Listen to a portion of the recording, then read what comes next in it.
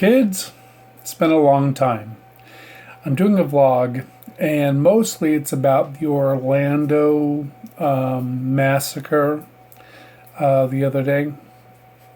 And I'm really first I was in total shock. I just was kind of numb. And then a bunch of flashbacks came back to me, mostly from the 80s, which was strange because at once I felt like I was being overwhelmed with funerals, and also because I saw my parents radicalizing my little brother to be a complete extreme homophobic, and because I saw all the hate and joy online of people that were so happy that homosexuals were being killed in this club, and the fact that I spent so much of my life trying to be out there from a young age, showing people that homosexuals were not this thing that they believed, that we came in different sizes, different shapes, different forms. We weren't all totally effeminate, and we weren't like this freak show that people had thought we were. And I worked long and hard on that, person by person by person. And yet, this still happened all these years later. And worse, yesterday I talked to a woman who is close to me, who is older, much older, way into the next generation, which is about to die, and very religious, lived a completely different childhood and life than I did. And we have not seen eye to eye for a long time. And recently, when I was out in California, we had time to talk and kind of lift that veil that people don't like to talk about, which I have no problem talking about. But most people feel very uncomfortable, so I keep that veil over me. But I lifted my veil and she lifted hers. And we talked about some deep, dark, nasty secrets about our lives and things that we didn't know about each other and things that persons in between us kept from each other. And it really was eye-opening. It was awakening.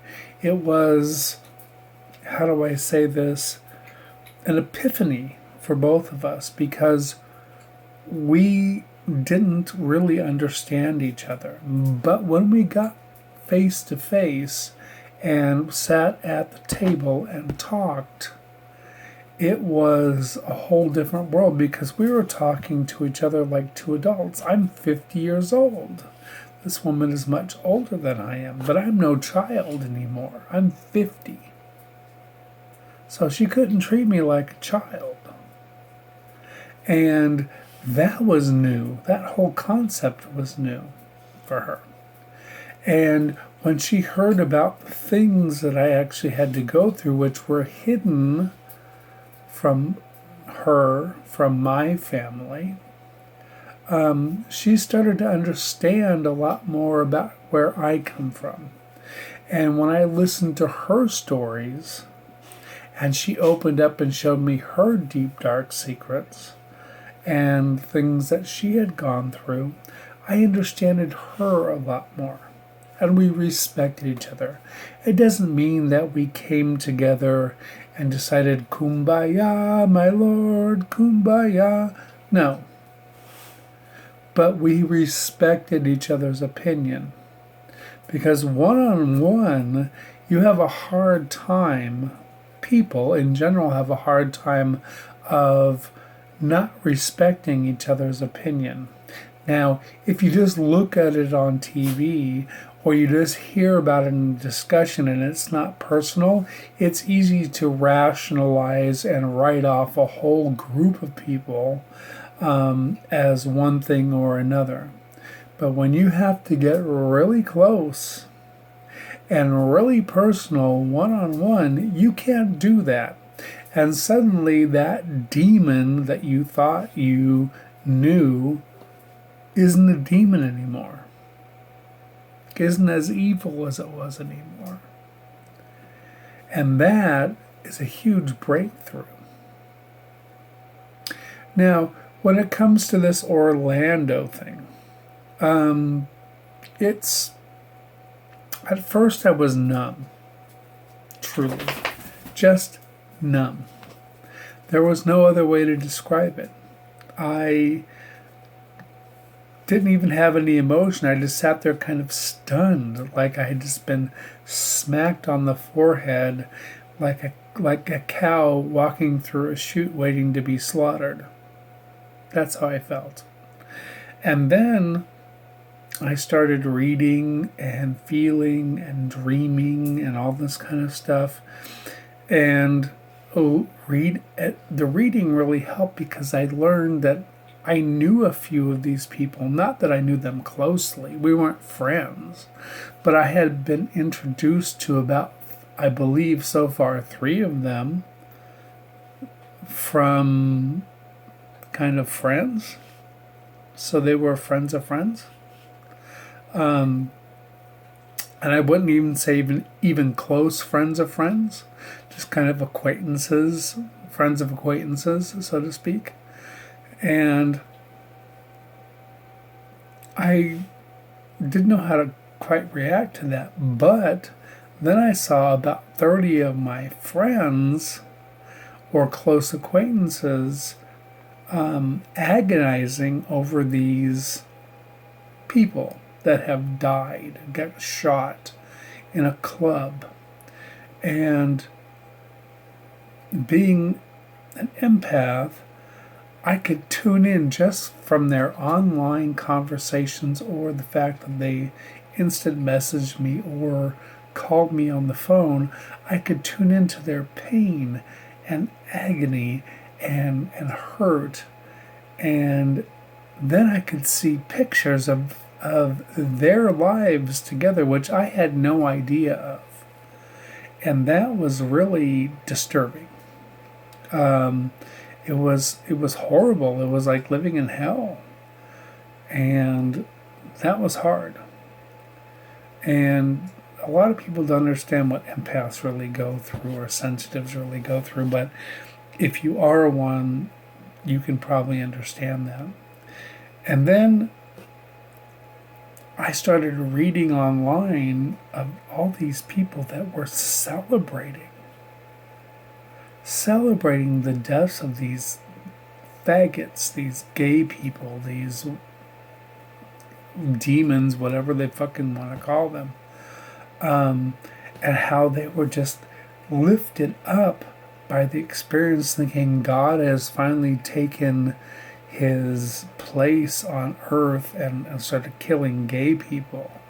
And it was disturbing equally because I could see and feel their elation and their light stepping and their, oh my God, finally. So where does that put me? Between the people that died and watching the people with the elation. And it was odd. It was disturbing. It was confusing. It was disgusting, frankly. So I continued to look and to talk and to listen, and I got into some very involved discussions.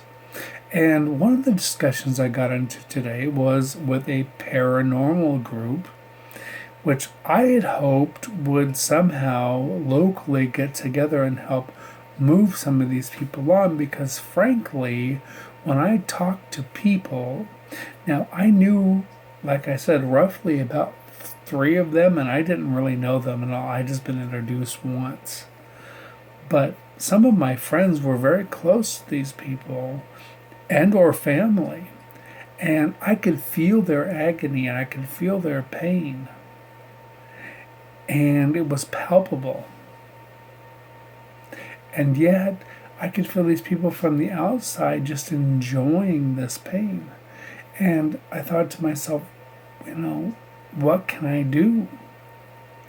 And then I started dreaming and even awake, hearing all these conversations, just like hundreds of conversations of both alive people and dead people, talking in my head to my seven voices and saying, oh my God, like blah, blah, blah, blah, blah, blah.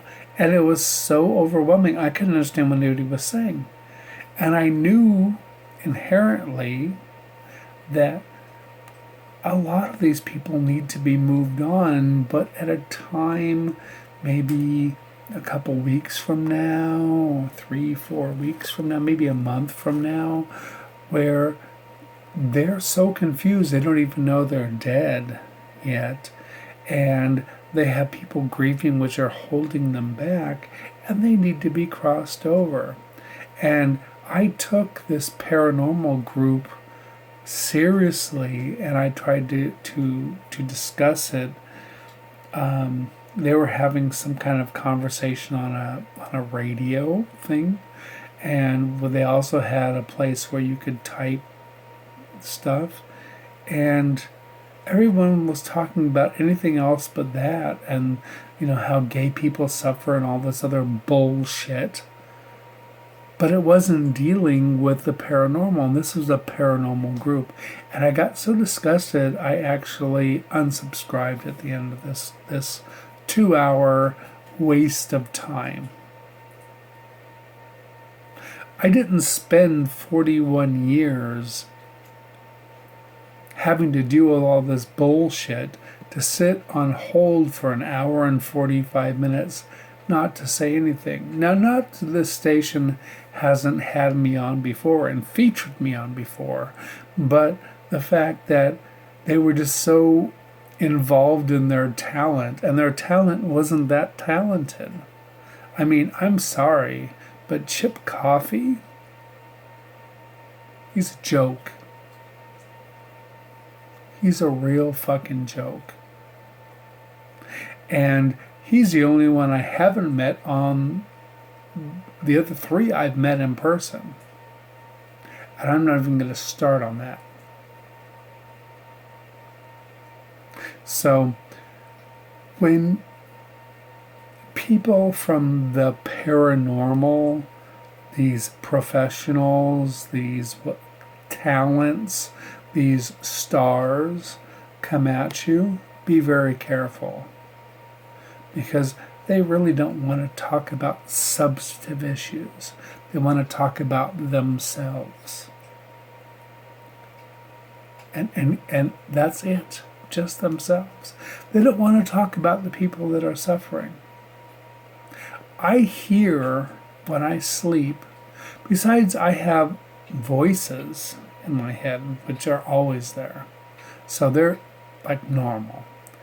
But now, recently, since this, mass shooting in Orlando, and discovering that I have met 3 of them, and I have 30 friends that are either friends or family of these people, I'm hearing all this conversation that is so overwhelming. I can't even understand what they're trying to say.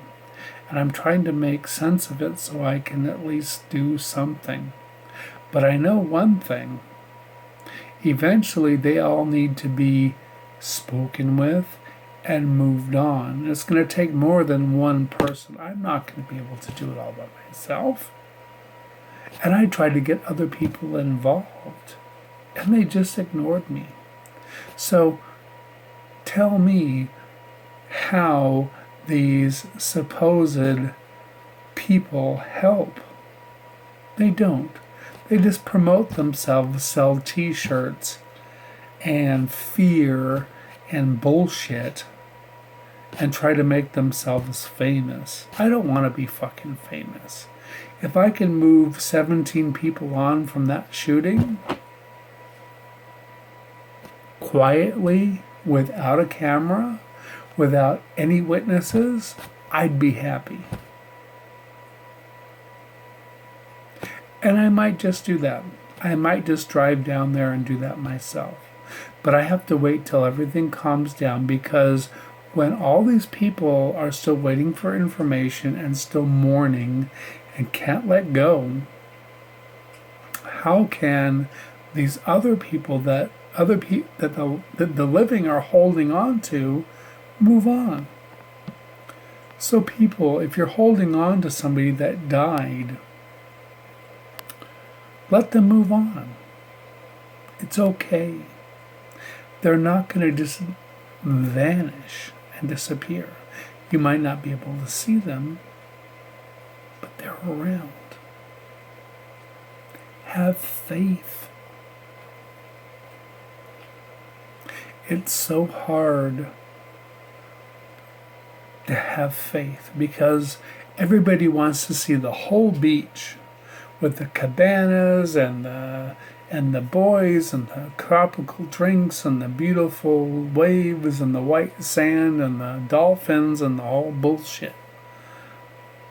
But the beach starts with 1 grain of sand.